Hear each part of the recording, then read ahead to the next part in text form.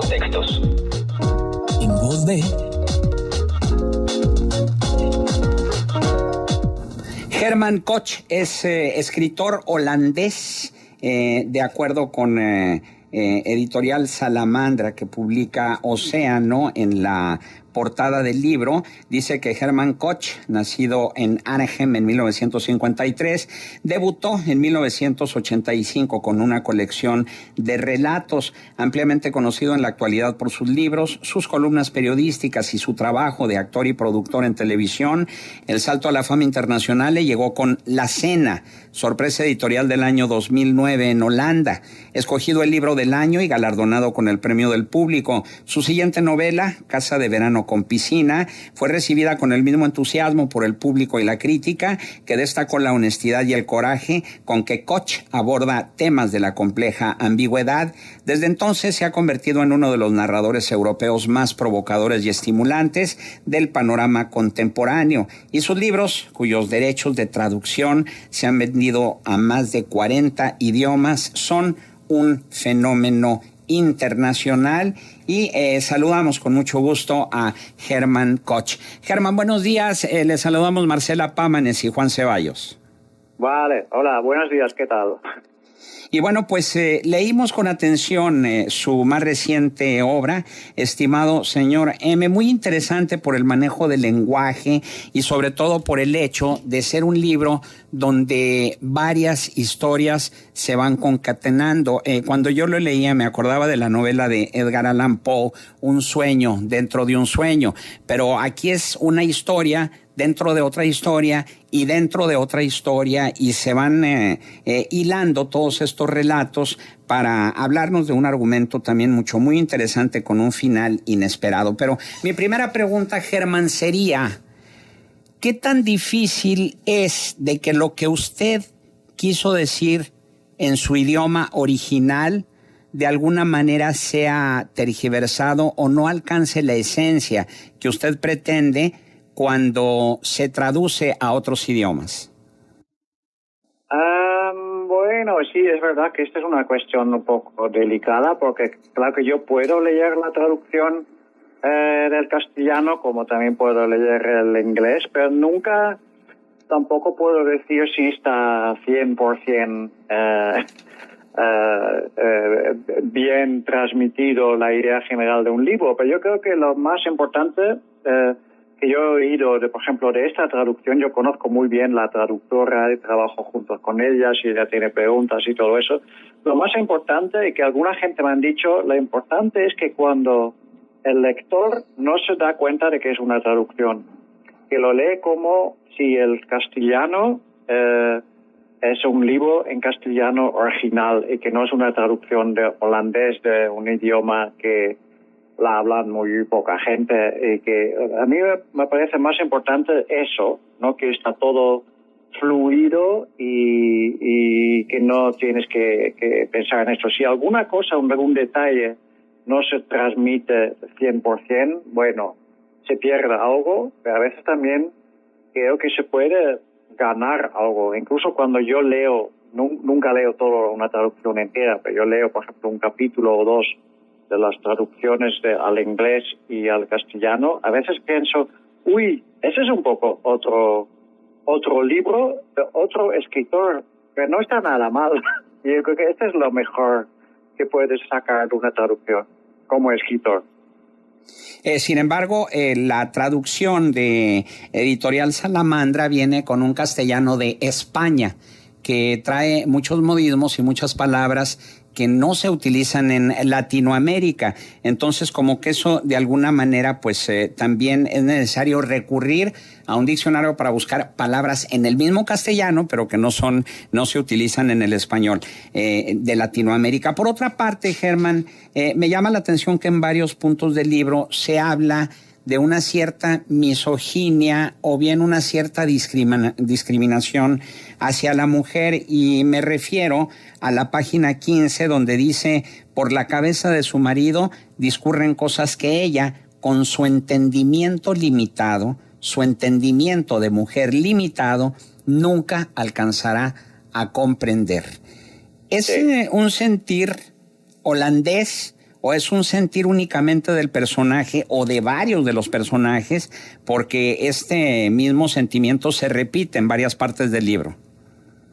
Y sí, pero claro que es la verdad que el personaje que lo dice lo pone más o menos en la cabeza del escritor al vecino a que se está dirigiendo.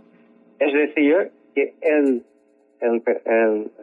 carácter, el personaje que dice esto sobre la inteligencia limitada, dice que el otro claramente debe pensar así, porque trata a su mujer de una manera como una cosa, que él es el escritor, él es el personaje muy importante, y que claro, pues la mujer está allí para contestar sus emails, para hacer sus citas, para cocinar, para quitar la mesa, poner la mesa.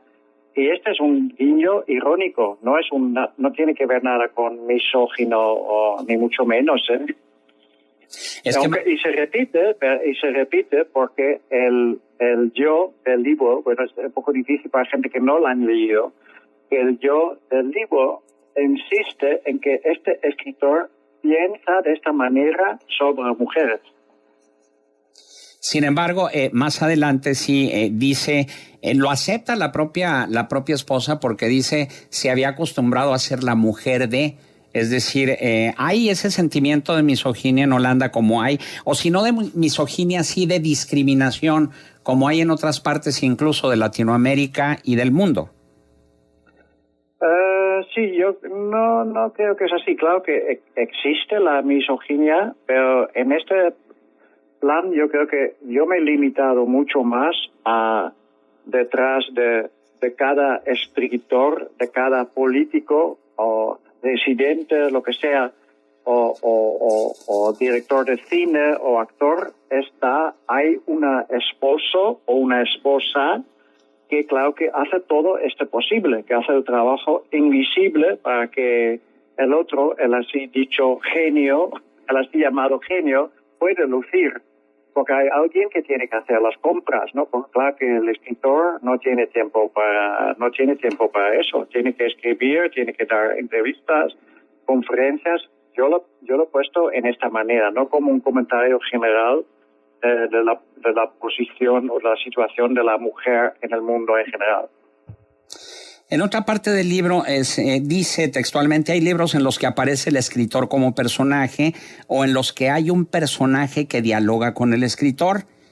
Yo no soy, esto es distinto, dice, yo no soy ningún personaje, yo soy real, es el que está como narrador omnisciente en ese momento, que es el vecino del personaje. Sin embargo, en otros capítulos se aborda desde la visión de otro personaje o bien del autor omnisciente. ¿Cuál es su propuesta y sobre todo el hecho de el manejo de diversos narradores a lo largo de la novela?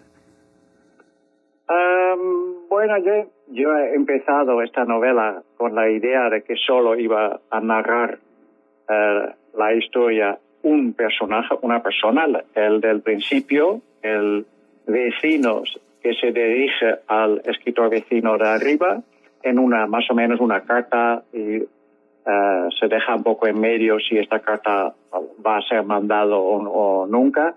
Y luego he pensado, igual es más interesante para hacer la historia más redonda, de dar también voz a otros personajes que ya salen en esta primera parte. Y por eso he dado también voz y el punto de vista del mismo escritor, luego de la novia del protagonista en los años 70.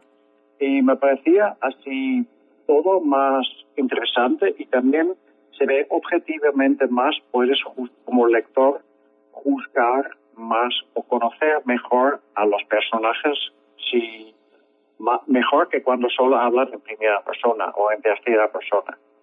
Porque nunca es un narrador omnisciente, yo creo que no hay, ¿eh? Todo es muy subjetivo y está el narrador siempre muy cerca del personaje, en qué punto de vista está en este momento contando la historia. Ahora, su personaje en el libro hace una afirmación que me gustaría conocer su punto de vista como escritor. Un lector lee un libro. Si el libro es bueno, se olvida de sí mismo. Eso es lo único que tiene que hacer un libro. Si mientras lee el lector no puede olvidarse de sí mismo, el libro es un fracaso. ¿Usted cree en eso? No, no de todo, pero yo creo que a veces, si ve realmente, yo creo que también, a mí me gusta también leer libros de que justo sí te hace pensar cómo están hechos, ¿no? Pero a veces no son los mejores. Yo me refiero en esta cita que usted cita ahora, más a los libros como los había en el siglo XIX, que ver realmente el tipo de libro como Guerra y Paz, o los cuentos de Chekhov, o las historias de Dostoyevsky, en realidad te olvidas por completo que hay un escritor detrás de todas estas escenas. Y lo único que te importa leer es seguir leyendo es la historia. Y a veces con toda la modernidad que tenemos y que hay varios estilos y hay mucho experimento, yo creo que estamos últimamente un poco volviendo al libro no demasiado experimental, más a la forma clásica del siglo XIX. Únicamente me refiero a eso. Pero personalmente me interesan todos los libros, también los libros que son experimentales. El señor M es un escritor en la novela y él dice, nunca pienso en grupos de lectores y tampoco podría ayudar a las personas con prejuicios a no tenerlos, aunque lean mis libros. Usted como escritor, ¿en qué piensa cuando escribe? Es decir, ¿escribe para grupos de lectores, escribe para alguien en particular o escribe para sí mismo y los lectores que caigan? No sé, yo creo que en general escribo un poco para un lector un poco concreto o una lectora. A veces pienso en una buena amiga, a veces pienso en algún familiar mío y pienso, a esta persona en concreto puede gustar mucho este capítulo o este fragmento. Pero en realidad nunca pienso demasiado. Tampoco escribo por mí mismo, porque hay algo de que a veces se dice que escritores quieren escribir los libros o escriben los libros que les gusta leer, ¿no?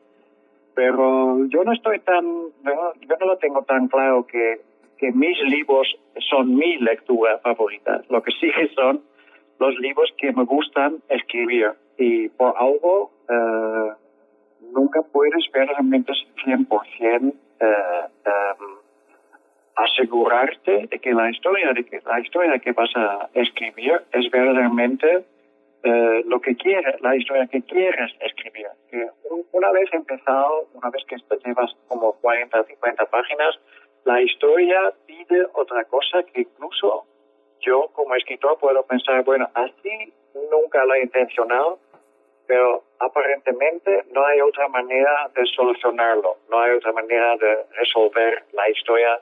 Tengo que seguir el ritmo, lo que la historia me pide. Lo más importante, esto también yo creo que es como cita en el libro, es que la historia, es que la misma historia es que manda, lo que el libro manda, no el escritor. Y finalmente, Germán, ¿por qué cree usted que deberíamos leer, estimado señor M?